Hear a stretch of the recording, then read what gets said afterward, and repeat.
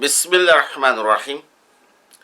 অর্থনীতির সম্মান তৃতীয় বর্ষ এবং মাস্টার্সের প্রিয় শিক্ষার্থীরা, পাশাপাশি পাবলিক বিশ্ববিদ্যালয়ে যারা আছো, ঢাকার 7 কলেজে যারা আছো, আলোচনা করব ম্যাক্রো ইকোনমিক্সের ফিসক্যাল পলিসি এবং মনিটারি পলিসি। লেকচার নাম্বার হচ্ছে 6।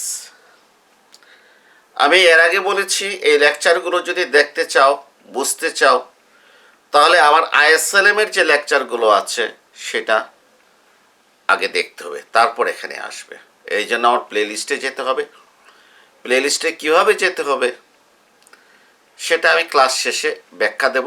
কারণ হচ্ছে যারা প্লে লিস্টে যাওয়া জানে ওই অংশ দেখার দরকার নাই, যারা জানে না তারা কি করে দেখবে, অথবা অভিজ্ঞ কারো সহায়তা নেবে। আজকের হেডিংটা কি দিয়েছি? ক্রাউডিং আউট দূর করা। কিভাবে আমরা ক্রাউডিং আউটটা দূর করতে পারি? এর আগে কিন্তু আমরা ক্রাউডিং আউট নিয়ে আলোচনা করেছি। ক্রাউডিং আউটটা কি? ক্রাউডিং আউট হচ্ছে আমরা সরকারি ব্যয় বৃদ্ধি করলাম অথবা আমরা বিনিয়োগ ব্যয় বৃদ্ধি করলাম, যে আমাদের জাতীয় আয় বৃদ্ধির আশা নিয়ে আমরা সরকারি ব্যয় অথবা বিনিয়োগ ব্যয় বৃদ্ধি করেছি। আমাদের প্রত্যাশা ছিল আমাদের জাতীয় আয়, ন্যাশনাল ইনকাম 1000 কোটি টাকা বাড়বে, কিন্তু দেখা গেল যে বাস্তবে আমাদের ন্যাশনাল ইনকাম 800 কোটি টাকা বেড়েছে, 200 কোটি টাকা কম বেড়েছে। এই যে 200 কোটি টাকা কম বেড়েছে, এটাকে বলে ক্রাউডিং আউট, বাংলায় বলে ভিড়ের মধ্যে হারিয়ে যাওয়া। এখন আজকের প্রশ্ন হচ্ছে এই ক্রাউডিং আউটটা আমরা কিভাবে দূর করব?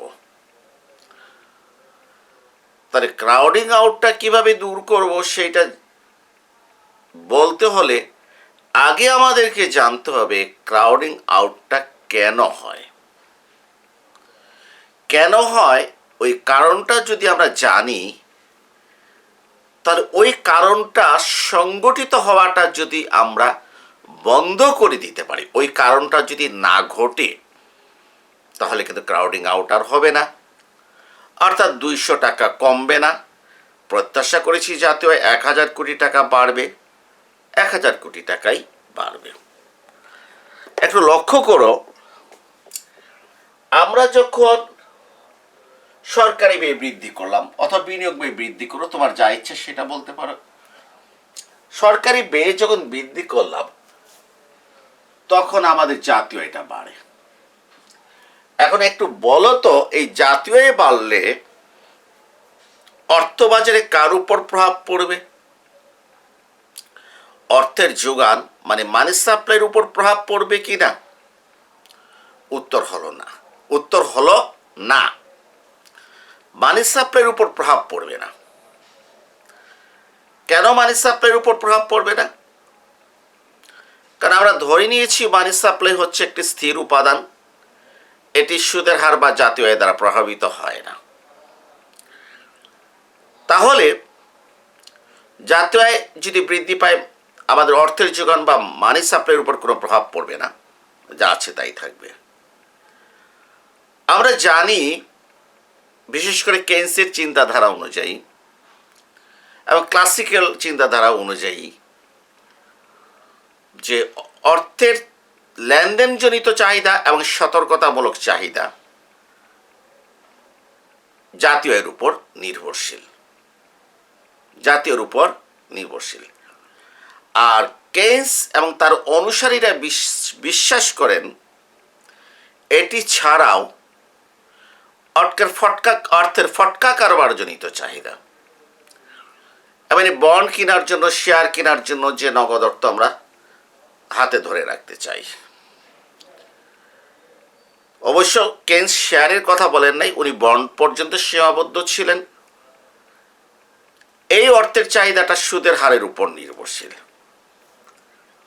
তো যখন জাতীয় আয় বাড়বে তখন লেনদেনজনিত অর্থের চাহিদা, মানে ট্রানজ্যাকশন ডিমান্ড ফর মানি, আর একই সাথে এটার ভিতরে সামান্য পরিমাণে হলো প্রিকশনারি ডিমান্ড ফর মানি, মানে সতর্কতামূলক অর্থের চাহিদা, এটা বাড়বে।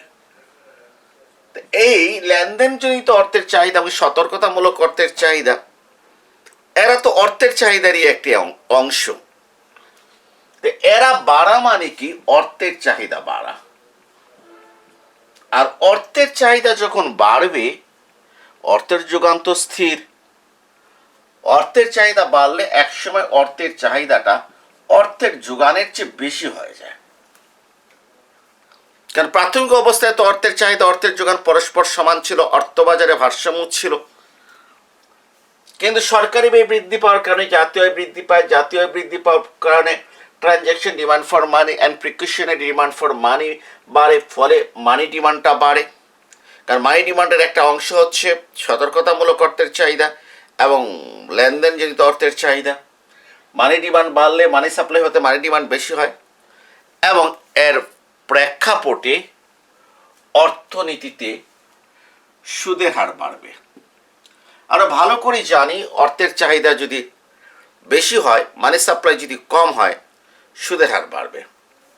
সুদের হার বাড়লে এখন চলে যেতে হবে আমাকে দ্রব্য বাজারে।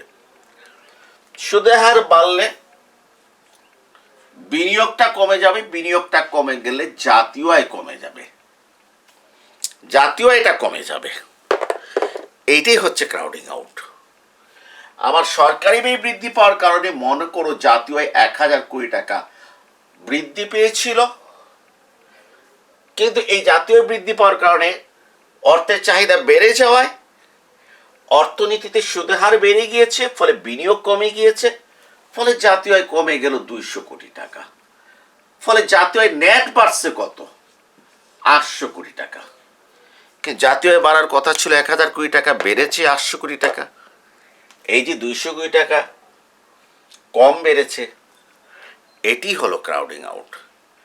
এখন আমি তোমাদের কাছে প্রশ্ন করব, এতক্ষণ যে আলোচনা করলাম, একটু নির্ধারণ করো তো এই ক্রাউডিং আউট হওয়ার পিছনে কারণ কি? কেউ বলবে স্যার এই ক্রাউডিং আউট হওয়ার পিছনে কারণ হচ্ছে বিনিয়োগ কমে যাওয়া। আমি বলবো ঠিক আছে, বিনিয়োগ কমে যাওয়া।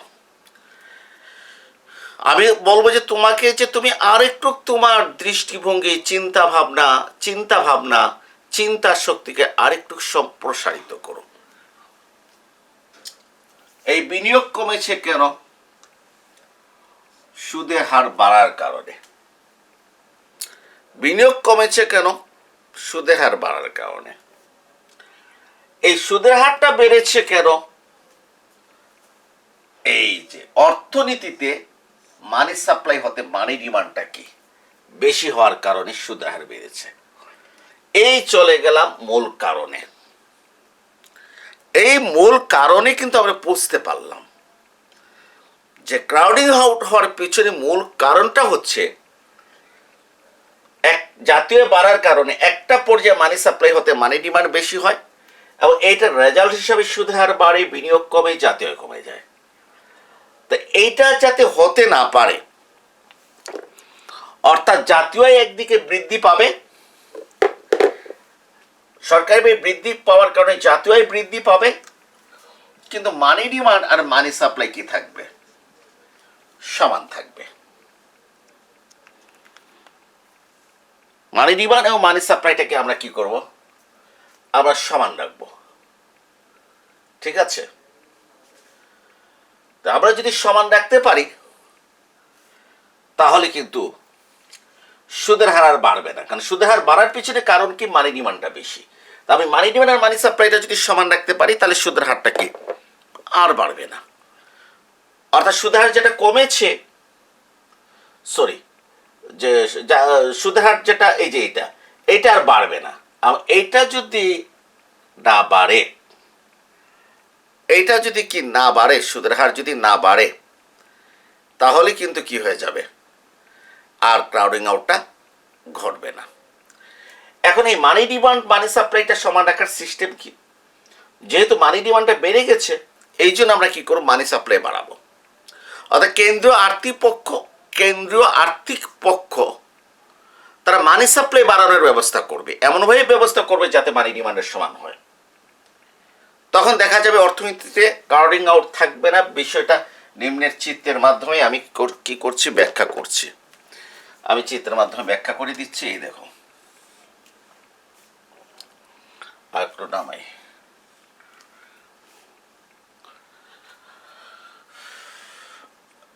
এই যে জাতীয় আয়, সুদের হার, ঠিক আছে, জাতীয় আয় এবং ভূমিঅক্ষে এদিকে সুদের হার, লম্বকে জাতীয় আয়, লম্বকে সুদের হার। এটা হচ্ছে আইএস রেখা, আর এটা হচ্ছে এলএম রেখা। আমাদের ভারসাম্য সুদের হার কত? আই নট, জাতীয় আয় কত? Why not. এখন আমরা কি করলাম,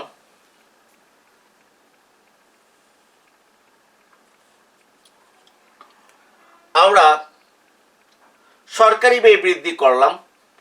সরকারি ব্যয় বৃদ্ধি পেলে সামরিক চাহিদা বাড়বে, মানে অ্যাগ্রিগেট ডিমান্ড বাড়বে। ফলে আইএস রেখা ডান দিকে শিফট হয়ে IS1 হবে। এক্ষেত্রে সুদের হার, আই নট সুদের হারে জাতীয় আয় বৃদ্ধি পেয়ে কত হবে? OY2 হবে। জাতীয় আয় বৃদ্ধি পেয়ে OY2 হবে। এবং এই E2 বিন্দুতে জাতীয় বাড়ার কারণে এই যে মানি ডিমান্ডটা কি হয়ে যায়? বেড়ে যায়। কে বেড়ে যায়? E2 বিন্দুতে এই জাতীয় বেড়ে যাওয়ার কারণে মানি ডিমান্ডটা কি বাড়ে? মানি সাপ্লাইতে মানি ডিমান্ডটা বেশি হয়, সুদের হারটা বাড়ে। সুদের হারটা বাড়ে এবং এক্ষেত্রে আইএস, নতুন আইএস এবং এলএম রেখার ছেদবিন্দু ইউয়ানে সুদের হার বেড়ে কত নির্ধারিত হয়? I1 নির্ধারিত। এই যে সুদের হার বেড়ে গেছে, ফলে বিনিয়োগটা কমে যায়। বিনিয়োগটা কমে যাওয়ার কারণে জাতীয় এটা ব্যাক করে কোথায় চলে আসে? OY1 চলে আসে। দ্যাট মিনস দেখা গেল যে সরকারি ব্যয় বৃদ্ধি পেলে জাতীয় Y0 Y2 বৃদ্ধি পাওয়ার কথা ছিল, বৃদ্ধি পেয়েছে Y0 Y1। Y2 Y1 কম বৃদ্ধি পেয়েছে, এটাকে বলা হয় কি? Crowding out. এই Y2 Y1 বৃদ্ধি পেয়েছে কেন? এই E2 থেকে E1 বিন্দুতে সুদের হার I0 হতে I1 এ বৃদ্ধি পাওয়া। সুদের হার বৃদ্ধি পাওয়া কেন? এখানে E2 বিন্দুতে জাতীয় বাড়ার কারণে মানি ডিমান্ডটা মানি সাপ্লাই হতে বেশি হওয়া। এই অবস্থায় আমরা কি করব? সুদের হার যাতে I1 এ বৃদ্ধি না পায় সেই ব্যবস্থাটা করতে হবে। সেই ব্যবস্থাটা করতে হলে সুদের হারকে I0 এ রাখতে হবে। আর সুদের হারকে I0 এ রাখার জন্য এখানে অর্থের যোগান কি করতে হবে? বাড়াতে হবে। এখন স্যার আপনারা বলেন, আপনারা তো আইএসএলএম পড়েছেন, অর্থের যোগান বাড়লে এলএম রেখাটা উপরের দিকে যায় না নিচের দিকে যায়? এলএম রেখাটা নিচের দিকে যায়। আমি একটা কৌশল দিয়েছিলাম এলএম রেখা বাড়ানোর সময়, যে একটা সমীকরণ দিয়ে দেখিয়েছিলাম যে অর্থের যোগান বাড়লে সুদের হার কমে যায়, আর সুদের হার কমে গেলে যে এই যে সুদের হার তো লম্বকে কমে গেলে এদিকে কমবে, মানে এলএম রেখাটা নিচের দিকে যাবে। এবং এক্ষেত্রে আমরা অর্থের যোগান এমনভাবে বৃদ্ধি করব যাতে নতুন এলএম রেখাটা E2 বিন্দু দিয়ে যায়, অর্থাৎ LM1 রেখাটা E2 বিন্দু দিয়ে যায়। নতুন এলএম রেখাটা, তো নতুন এলএম রেখাটা যদি E2 বিন্দু দিয়ে যায়, তাহলে E2 বিন্দুটা এখন আইএস রেখার উপর অবস্থিত, এলএম রেখার উপর অবস্থিত। একই সাথে দ্রব্য বাজারে এবং অর্থ বাজারে কি আছে? ভারসাম্য আছে। অর্থাৎ তখন কিন্তু এর আগে বলেছিলাম আমি E2 বিন্দুতে কি ছিল? জাতীয় বেড়ে যাওয়ার কারণে মানি সাপ্লাই হতে মানি ডিমান্ডটা বেশি। এখন কিন্তু আর আমি মানি ডিমান্ড বেশি বলতে পারবো না। আমি কেন বেশি বলতে পারবো না?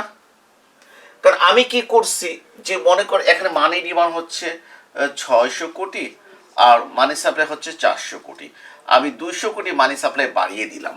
ফলে এলএম রেখাটা এটা শিফট হয়ে কত হয়ে গেল? LM1 হয়ে গেল। এলএম রেখাটা E2 বিন্দুতে চলে গেল।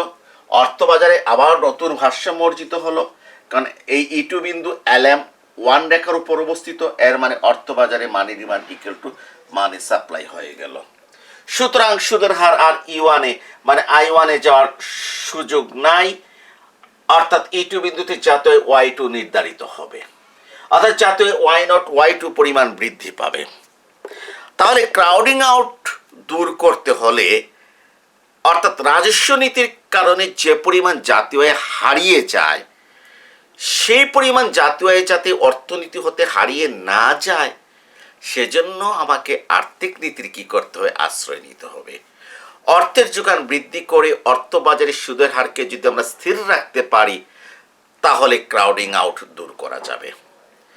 প্রিয় শিক্ষার্থীরা, 6টা লেকচার দিয়েছি মনিটারি এবং ফিসক্যাল পলিসির উপর। আর যদি তোমাদের চাহিদা থাকে তাহলে আমাকে মেসেঞ্জার বা গ্রুপে বলবা, আমি কি করব, লেকচার দেব। এখন আবার একটু অন্যদিকে চলে যাব, কারণ আস্তে আস্তে সবগুলো তো কম বেশি করে দিতে হবে। এরপর আবার কোর্স যখন মোটামুটি কমপ্লিটের দিকে নিয়ে আসবো, আস্তে আস্তে আবার 1-2টা করে লেকচার কি করব, বাড়াবো। ও যে কথা বলছি, যারা আমার প্লেলিস্ট খুঁজে পাচ্ছ না তাদেরকে বলবো, আজকে যে লেকচারটা দেখছো, এই যে ভিডিও যেখানে দেখছো আমি কথা বলছি, ঠিক নিচে দেখবা একটা ছোট্ট মেয়ের ছবি, লগো। এই লগোতে ক্লিক করো, ক্লিক করলে দেখবা economics center by Akmal Hossain Maliha চলে এসেছে একটা ব্যানার। এখানে প্রথমে হোমে একটা ভিডিও আছে, ওই ভিডিওতে ক্লিক করলে আমার বই সম্পর্কে জানতে পারবে। এরপর আছে ভিডিও আছে, প্লে লিস্ট আছে, তুমি প্লে লিস্টে যাবে। প্লে লিস্টে গিয়ে তুমি থার্ড ইয়ারে ক্লিক করবা, থার্ড ইয়ারে ক্লিক করলে থার্ড ইয়ারের সমস্ত প্লে লিস্টগুলো চলে আসবে। যদি দেখো এইবার একটা দাগ আছে, তাহলে থার্ডের ওইটা তো ক্লিক করবা, প্রথমে হয়তো 2টা দেখাবে, এটাতে ক্লিক করলে বাকি সমস্ত প্লে লিস্টগুলো দেখাবে। আর ন্যাশনাল ইউনিভার্সিটি প্লে লিস্টগুলো ইয়ার ভিত্তিক সাজানো। যারা পাবলিক বিশ্ববিদ্যালয়, তারা ম্যাক্রো ক্লাস পেতে হলে ম্যাক্রোতে ক্লিক করবা, পাবলিক বিশ্ববিদ্যালয়ের প্লে লিস্ট নাম দিয়েছে। মাইক্রো পেতে চাইলে মাইক্রোতে ক্লিক করবা। এরপর দেখবা এইটা কোনটা, কোন অধ্যায়টা তোমার, তুমি মনে করো স্লাস কি কোয়েশ্চেন দেখছো, তুমি দেখবা মাইক্রোর এইটা কোন ইয়ারের সাথে তোমার রিলেটেড, ওইভাবে ক্লাসগুলো দেখে নিবে। সবাইকে ধন্যবাদ জানিয়ে আজকের লেকচারটা এখানে শেষ করছি। সবাই ভালো থেকো।